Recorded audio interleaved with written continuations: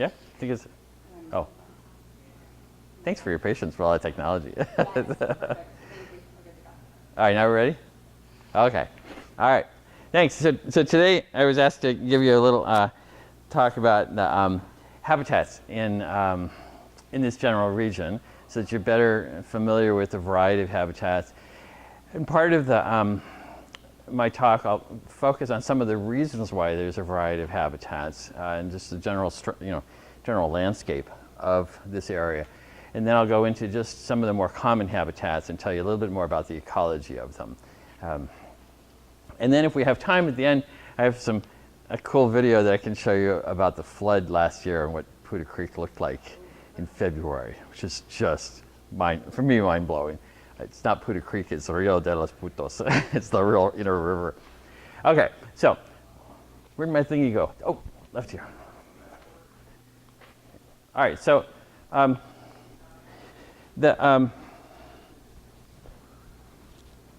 my glasses are gone. Ha! I'll get it together here. Thank you. Makes me feel better. All right, so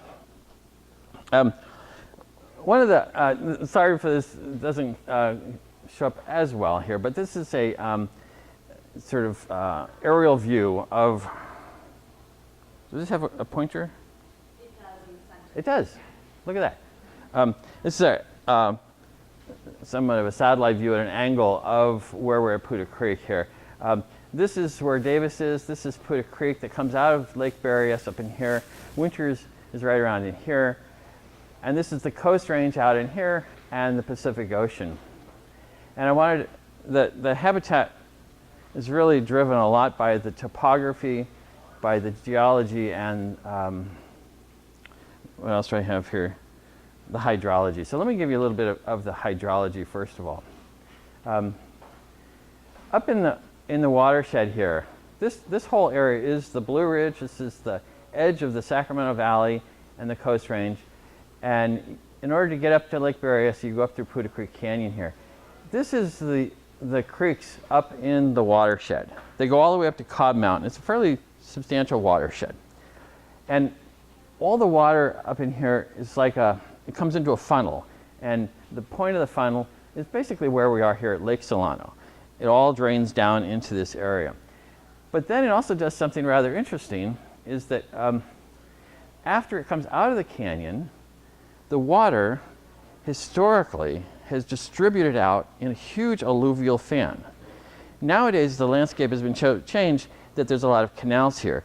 But if you look at the microtopography of the valley, you'll see that there are all these, this is one of the old channels of Putah Creek. It used to go down by Dixon, actually. Not historically, but over the last 10,000 years or so. And these are all the different channels that come out. Here's woodland over in here. So there's this huge alluvial fan that comes all the way down to, this is the Yola Basin, and this is the Deepwater Ship Channel. West Sacramento is over in here.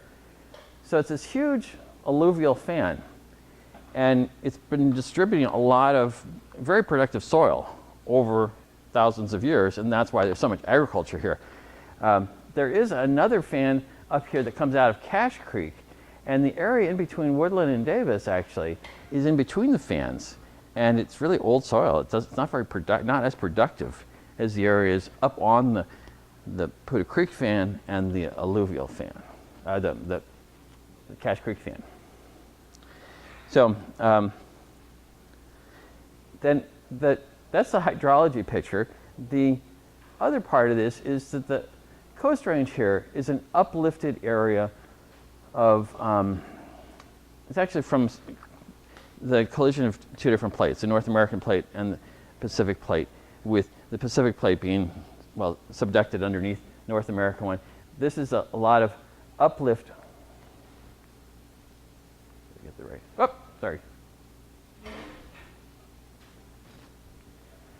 So a lot of uplift in here. These are old sediments out here that used to be deposited in the Central Valley. And so as you drive up Putah Creek Canyon, you see all those vertical beds as you go up there by the dam? Those are called the Great Valley Sequence. And those were deposited before a lot of this subduction happened. in the Central Valley. And with the collision of those plates, it's bent those beds up, so now vertical. They used to be flat. And what it produces, there's a lot of great sandstone and shales out in here. Up in this whole area, really complex geology. There's serpentine, there's some old volcanics, a lot of stuff basically at the edge of this plate boundary. And it's a whole different story, but there's a lot of different kinds of soils up there, a lot of different vegetation. Out here in the valley, as I said, it's mostly deposited sediments that have been washed out, so it's pretty uniform. All right, so that's the hydrology and some of the geology. Other part that drives the habitats around here is the climate. California is in it's called the Mediterranean climate. It's called Mediterranean because it's the same kind of climate that occurs in the Mediterranean basin. That climate occurs in 5 other locations. So we've California here, central Chile, South Africa, and Australia. And what's unique about that particular climate is that the water doesn't fall when it's warm in the warmest part of the year. So you think, if you're a plant, what do you need for growing? You need water and warmth. But the water is pouring down, is precipitating, it's raining in the wintertime, and it's dry in the summertime. So here's a graph of, in Sacramento, the blue bars are the precipitation, and this is from January through December, and the red line is the temperature. The precipitation is really high in the wintertime, drops to nothing in the summer, and then comes back up in December, whereas the heat comes up during the driest part of the year. Makes a very different environment for plants to grow. If you compare it to, say, the East Coast, Washington, D.C., you see it's like, it rains most of the year, and it's warm. You know, it rains when it's warm, so plants are loving it. So lots of green stuff out on the East Coast. But here in California, we have this really interesting stress environment. And that's true in all of these different locations.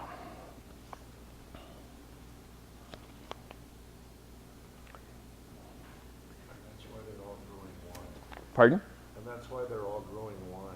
Wine, yeah, because those grapes can dry out during the summertime. And if you put irrigation in there, you still have enough water flowing through there. That's at the big scale. Even at the smaller, the more local scale, like California, it's interesting. You need to know that we are right. This is Putah Creek flowing through here, and we're right about that dot there. And we are in the rain shadow of the Coast Range. This is the precipitation in January when most of that rain is falling, and it's falling up here in the North Coast, all here along the coast. The storms come in from the ocean, drop on the coastal range here, and it wrings a lot of the water out of the clouds, and then what's left passes over the Central Valley and then gets hit in the Sierra Nevada, and you get more rain up in there. But where we are is right on the edge of that rain shadow. So it's drier. As you go west of here, much moisture. You'll see fog belts and other things in the wintertime. So that's an important factor about the precipitation.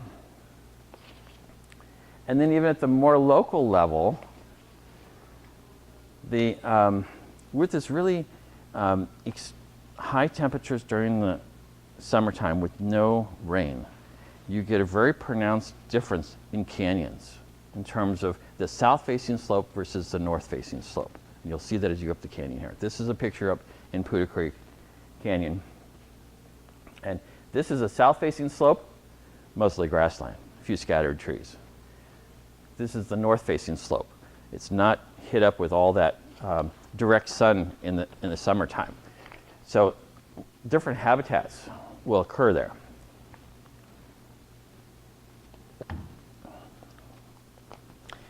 And the plants really respond to this temperature and this heating. This is, these are plants that are out in the sun. This is your interior live oak.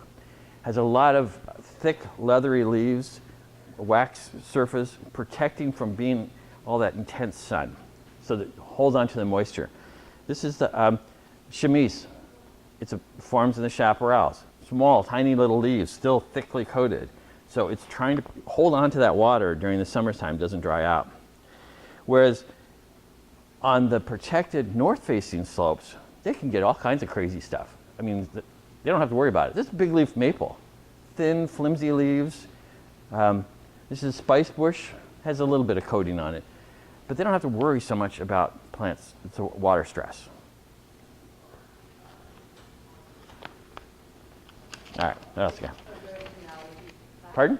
A good analogy for that I heard was disposable leaves versus durable built to last. Yeah, these will just drop in the fall. These stay all year round. The interior live oak, it's called live oak because it has leaves all year round.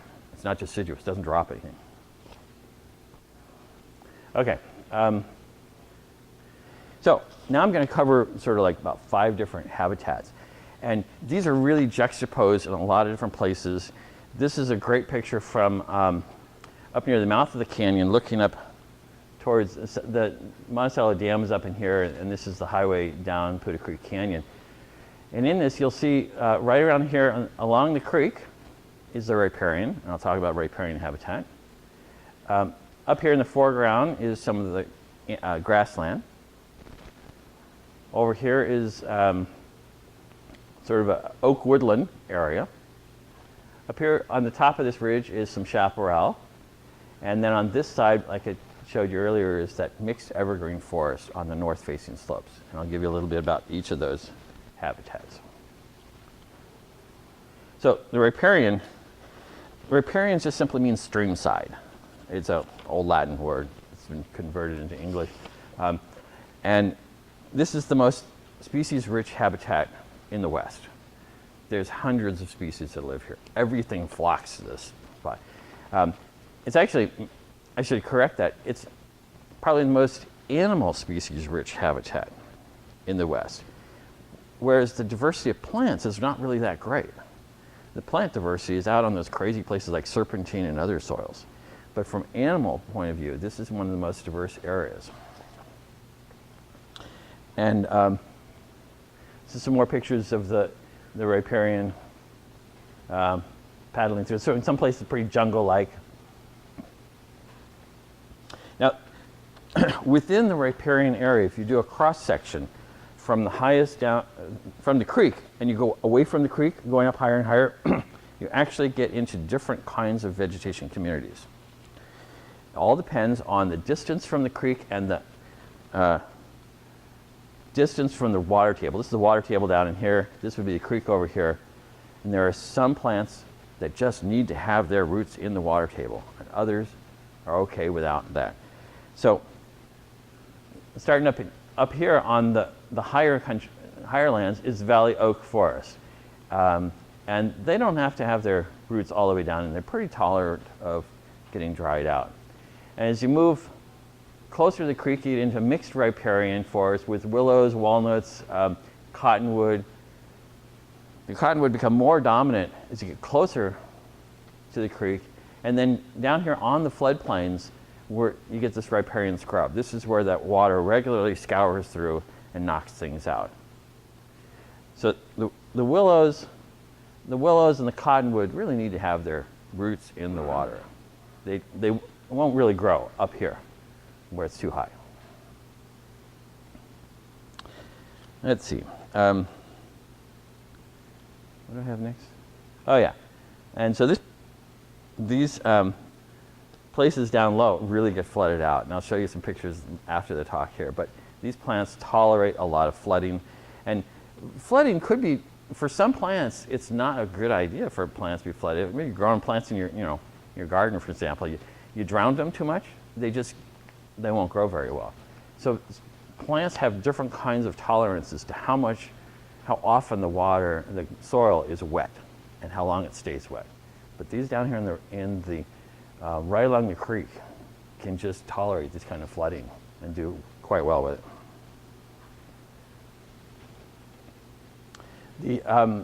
Sorry, this one doesn't come out too well. One of the features about the riparian areas in California is they're very dynamic systems. Dynamic meaning they're changing all the time if the river is allowed to flood like that. And what the flooding does is it roars through and it rips up all kinds of stuff. It rips up entire trees, right? And trees will fall into the river. Down along the Sacramento River, you'll have these, there's a few places up in, especially in the northern part, that the river comes through and does all these really winding curves. But that river changes. You can see this is an old channel out in here. This is an old channel out in here. And as the river comes roaring through, it rips out the banks, the trees fall in. It's depositing gravel on the other side of the river. And that's where the willows will come in.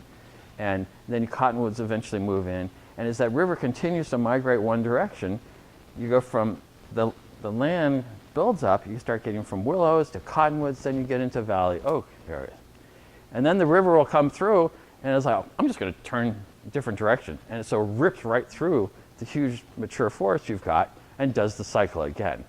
So it's changing the landscape. Any one spot you stand in, you stand there for a few hundred years, you can just watch the vegetation change, right? And so the result of it is that you have these whole variety of different habitats. Here's a gravel bar that's just recently been exposed. Here's a mature forest out in here.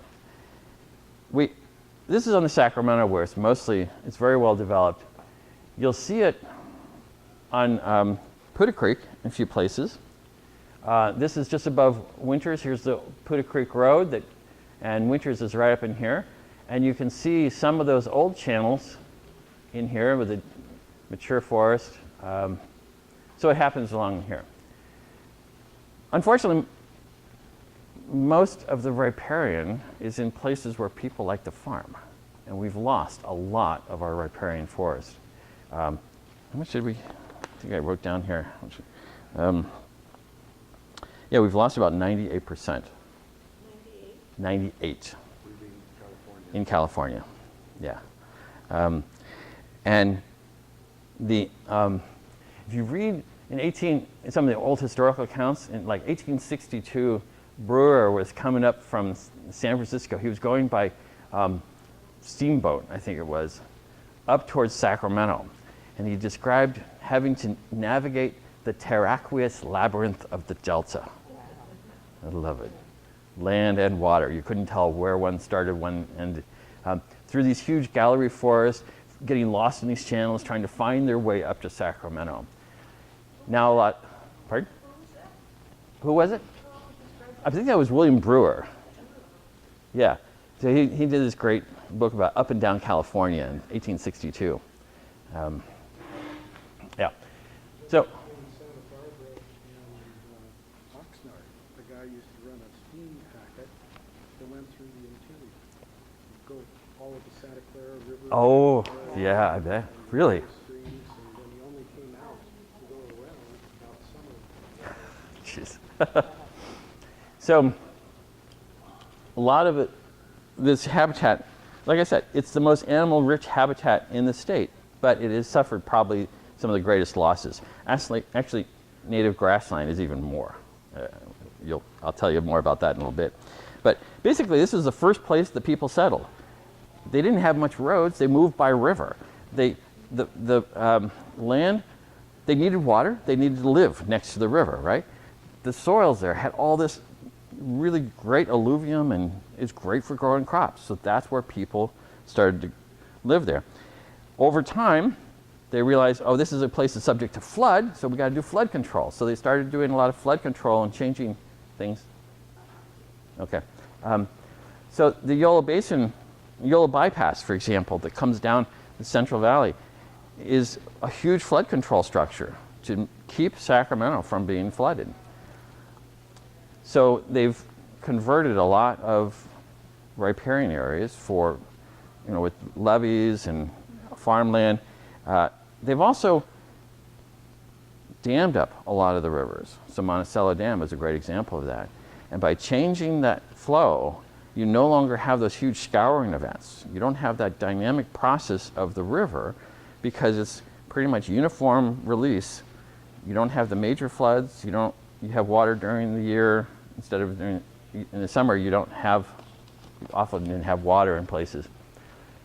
So it's changed the hydrology. It's prevented fish from migrating up and down with the dams. There's been a lot of change in those riparian areas. All right, freshwater marshes. This is the second habitat I want to talk about. And this is in two different kinds I'll describe here. There's the big open marshes. This is the Yellow Basin with Sacramento in the background here during flood. This is an example of what the Sacramento Valley used to look like before a lot of flood control happened. It's the inland sea.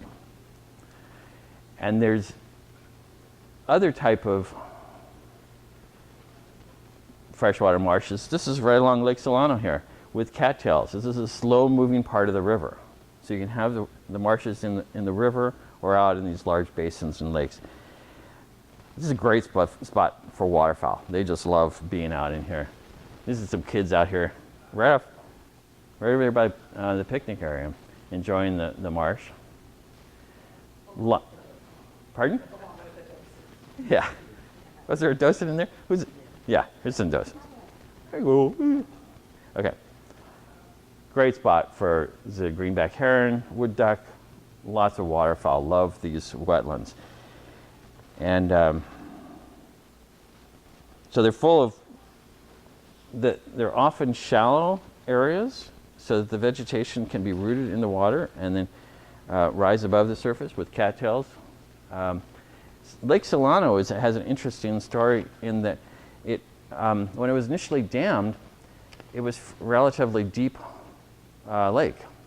Now there's been so much influx of sediment from Pleasance Creek, it's filling up a lot of the lake. And when it makes it shallower, it's easier for plants to root in that. So you'll see as you canoe out there on part of the lake, all this vegetation that's coming up in the lake there. And the lake managers have had to put in this huge expensive operation to deal with all the vegetation that is growing there and now being ripped up and floating down to the dam and clogging their channels, and they have to dig it out all the time and get rid of it. What else do I want to say about? So freshwater marshes have had the same kind of losses of habitat as riparian, and they've got a lot of weeds that have been coming in like I just described. Okay, next habitat type is grasslands. And there's two types that I describe here. Is one more these treeless expanses. This is down in the Yolo Basin. And there's also grassland that occurs scattered throughout oak woodland and various places in the foothills. And down in the Yolo Basin, you have these vernal pools, which is a mix of the wetland and the grassland.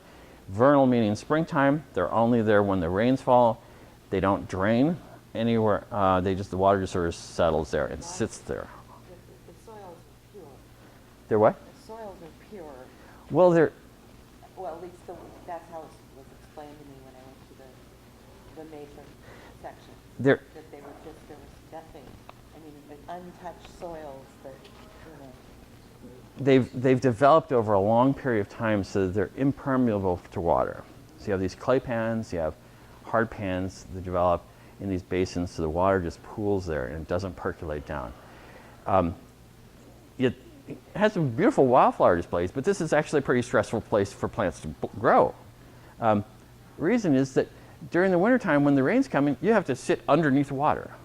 And then during the summertime, it dries out and you have to sit there to the sun and just get baked all summer long. And then you get flooded under the water, and then you get baked. And it's like every year, same thing. So there's a lot of rare plants. These are plants that can barely just grow. And I mean, they do really well here, but they can't outcompete the grasses outside of the vernal pool. So here's one vernal pool with the great flowers. There's some zonation. You see the gold fields along here, and then other flowers inside. This is a lower part of the vernal pool. You'll see the same zonation out in here. The purple flowers can tolerate more flooding, more inundation longer. Let's see.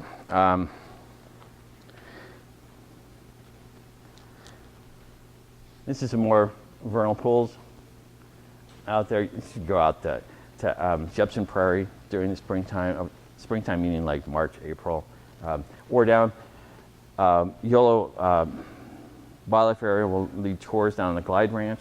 A lot of these pictures are from the Glide Ranch. Beautiful wildflower displays down there. Another type of grassland that's up more in the uphills, uplands, and mixes of oak woodland around. All of these grasslands have been invaded by Mediterranean grasses or other weeds. You'll see this is probably star thistle out in here. This is a wintertime shot. The grass is just, these are annual grasses that are popping up really quick. They're introduced as well. You've got, like I said, I think star thistle out in here. And these areas, when you look at California in the summertime, you see all this grassland. You go, wow, there's lots of grassland. Well, this is all grasses that have actually been imported from the Mediterranean region. Almost 99% of it. And that's caused because when the early settlers, the Spanish came in here and the Mexicans, they brought in the horses and cattle from Europe, and their ships had bilge water to keep them stable, floating. In the bilge water was all the seeds from their port. And they come into the port and they dump their bilge water, and then they take all the hay and food that they were feeding their animals on the boat, and that gets all washed ashore, right? Those are all seed sources. So those are all getting washed out into California. And then they run these horses and cattle all over the place. Some of the early farmers had to set up earthen walls around their areas to keep the livestock out. There were so many of them. And the livestock are looking at I got two choices of food here. I got this little crappy annual thing here, or I got this great perennial plant. I'm going to eat the perennial. It's more tasty. That was the native. So they preferentially ate the perennial plants because the annual ones that had been introduced were just not as tasty.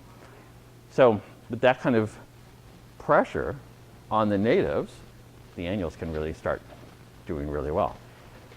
And then the other part of it is during probably the early 1900s, we call them rangeland conservation. Rangeland managers were trying to promote more feed out in the rangeland, so they promoted the use of other plants. They wanted ranchers to grow other kinds of grasses that had high productive value for livestock, and those were from like Europe. So there was a lot of pressure to replace the native grasses with now these perennial ones, these annual ones from the Mediterranean. So when you even this happened by the time of John Muir's time. John Muir described going from the Bay Area to the Sierra, and you go across sort of the golden hills of California. They're golden because it's mostly annual plants, even at that point. He did see a lot of prairies with wildflowers, like I showed you in the previous picture, but there were already these landscapes dominated by annual grasses.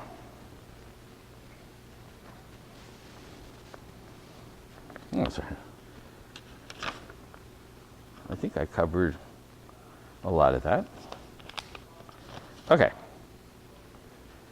This is another picture of, these are annual grasslands out here in the oak woodland.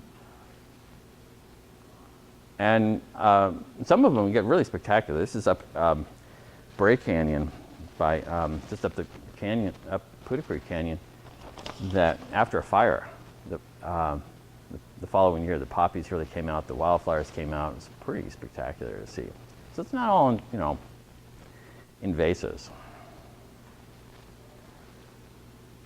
All right, now I've got 3 more habitats here. I'll go through them hopefully quickly. This is oak woodland. And oak woodland, again, sort of 2 major types I want to describe there. One is the valley oak woodlands, which I showed you some of the valley oak and that riparian slide. They're up in the higher lands. This is a picture of the, this is rare to find a woodland of valley oak trees across the landscape. You don't really see this very much. You'll see a scattered tree here, a scattered tree there, some places a few of them. There's actually a spot I found out in the Delta. Valley oaks love to be on relatively flat, well-drained soils, deep soils. They can tolerate flooding, but if there's fire, they don't do really well with fire.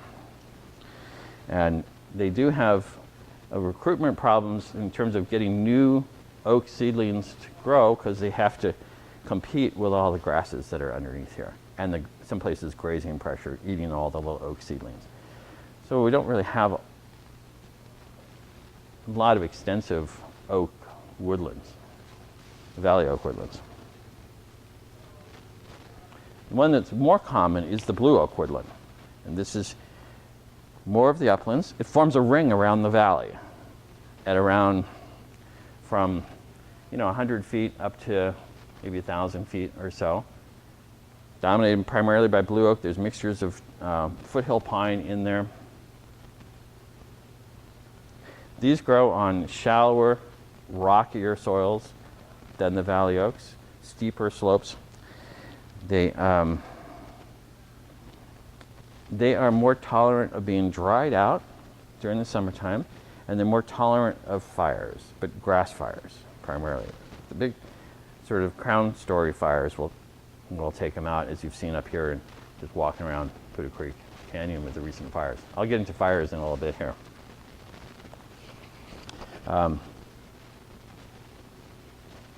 This is another example of the blue oak woodland with the grassland and lupins blooming. This is in 2015. It was so spectacular up the canyon here. Did you guys go up? Did anyone see that? Oh my God, it was just incredible. Yeah. All right. Chaparral. The most common type of chaparral we have is one that's dominated by chamise. So one of those plant pictures I showed you early on with the ones that are used to the dry area versus the wet area, the one with the little needle-like leaves, that is chamise. Okay? Forms these really thick areas that cover the landscape. Here's another picture of it growing way out in here. That's all chamise. Chamise comes from the Spanish. Came from, if I understand, it came from the Spanish name camisa, shirt, meaning it covered the hills like a shirt, and it was then transformed into the word chamise. These have almost the same kind of environment as the foothill, as the oak woodlands, the blue oak woodlands. Has the same elevation, same amount of precipitation, same temperatures. But the big difference is the soil that it grows on. And as a result, the fire regimes that come with it. So these occur on shallow, rocky soils that's rockier than where you have the blue oak. Pardon? Yeah, this is a cool place called Toll Canyon on the north end of Lake Berryessa. I'm actually giving a talk, if you're interested, giving a talk on Monday night to the Winters History Project about Toll Canyon and the early crossings of the Coast Range and the Blue Ridge. This was a hike a friend of mine and I did earlier in the wintertime. I just wanted to go someplace hiking, and I saw this thing called Toll Canyon, and it was on the Knoxville Wildlife Area. So we hiked up it. It's like a 1,700-foot climb up there. Turns out that was the main road between Woodland and Clear Lake and Napa for almost 70 years. This road right here. It's now been abandoned into a ranch road. So it's a really great history, but I won't go into that. The historic talk. That's my historic talk. Monday night. 5 to 6 p.m. at the Winters Library? Winters Library, 5 o'clock, yeah. And this stuff is really, let's see if I have another picture. This is impenetrable, this chamise. You ever tried walking through chamise? Good luck, you know? Not even with a machete. It's really thick, but animals can get, you know, small rodents, and they can zoom all around in there. So it's not bad for them, but it's a tough place to go walking. And there are other, so I talk about a lot of chamise chaparral, but there are other kinds of chaparral. Those that are more dominated by buckbrush, ceanothus, or what are the other ones I had here? Manzanita dominated. There's some scrub oak kinds of chaparral. There's a variety of chaparral. Chaparral is just really a life form. It's like woodland versus forest versus grassland.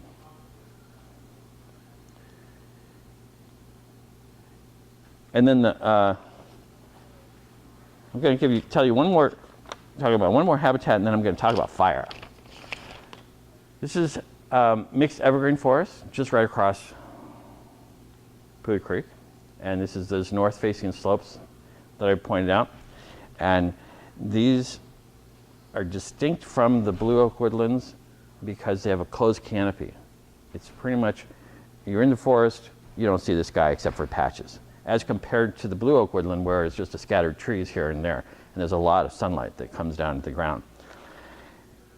They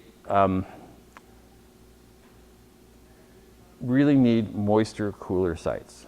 They need that water to stay throughout much of the year. As I showed you with the leaves earlier, they have these big showy leaves. And they're, some of the dominant species are like live oaks, madrone. You'll see black oaks in there, big leaf maple. But there's very little blue oak or valley oak in these woodlands, or these forests. Okay. Fire. I have to tell you about fire. Fire is one of the most dominant processes on the landscape. Fire shut down the park last weekend. Where?